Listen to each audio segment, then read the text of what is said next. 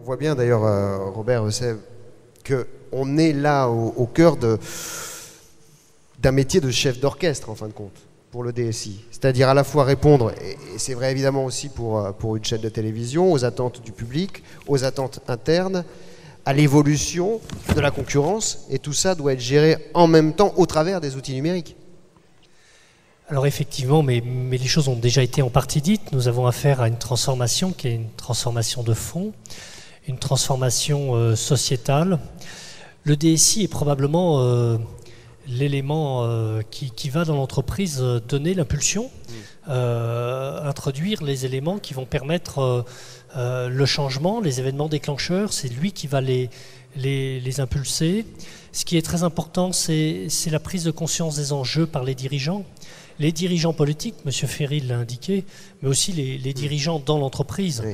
Parce qu'il est clair que les enjeux sont tels que le DSI seul ne peut porter ce changement et cette transformation sans être appuyé, sans qu'à un moment donné, ce projet devienne le projet de l'entreprise.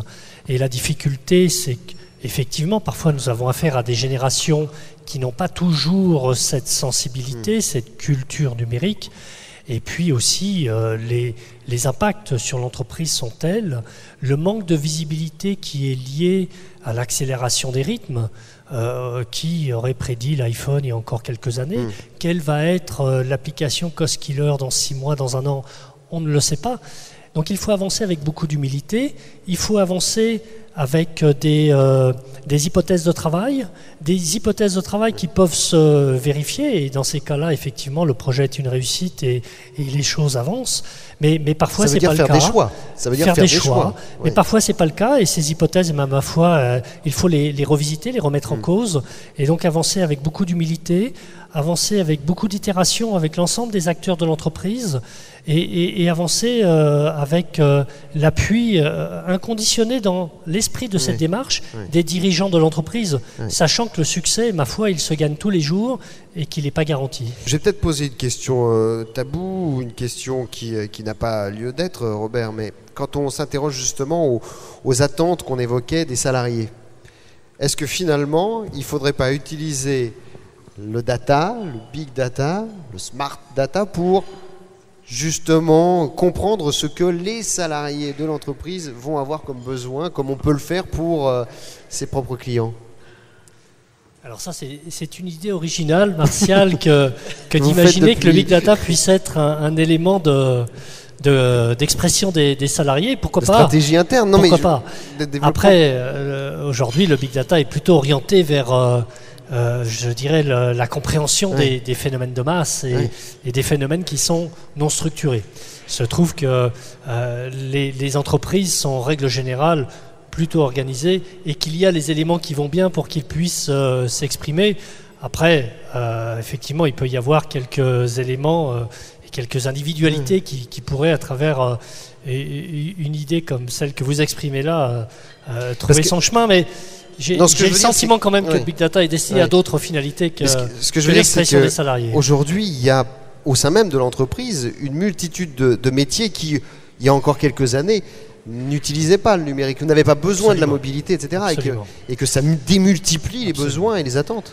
Absolument, et là je partage tout à fait cette vision des choses. Le numérique aujourd'hui envahit tous les domaines de l'entreprise et bien au-delà. De manière historique, le numérique et l'informatique, comme nous le disions à l'époque, concernait quelques processus dans l'entreprise. On se rend compte qu'aujourd'hui, non seulement il envahit tous les processus, que dans certains cas, il dématérialise les produits. Les médias, nous le savons bien, le produit est totalement dématérialisé et le champ des possibles s'est élargi à une vitesse et avec des possibilités qu'on n'imaginait pas. Et donc, envahit tous les processus, transforme tous les processus, mais aussi permet à l'entreprise d'établir une relation avec son entourage, son écosystème qui est totalement nouvelle, notamment la relation client. La relation client aujourd'hui, grâce au numérique, est totalement à revisiter, à repenser. Certaines entreprises utilisent le numérique pour créer des communautés, et qui mieux que le client connaisse le produit. Le produit d'une entreprise est souvent mieux connu par le client que par les commerciaux eux-mêmes. Ou parfois même par les techniciens. Et donc certaines entreprises aujourd'hui établissent, construisent, concevoir comme ça des communautés, et ce sont les clients de l'entreprise qui viennent conseiller les futurs clients ou qui viennent assister au support de l'entreprise, au support technique. Et puis, bien entendu, l'Internet des objets.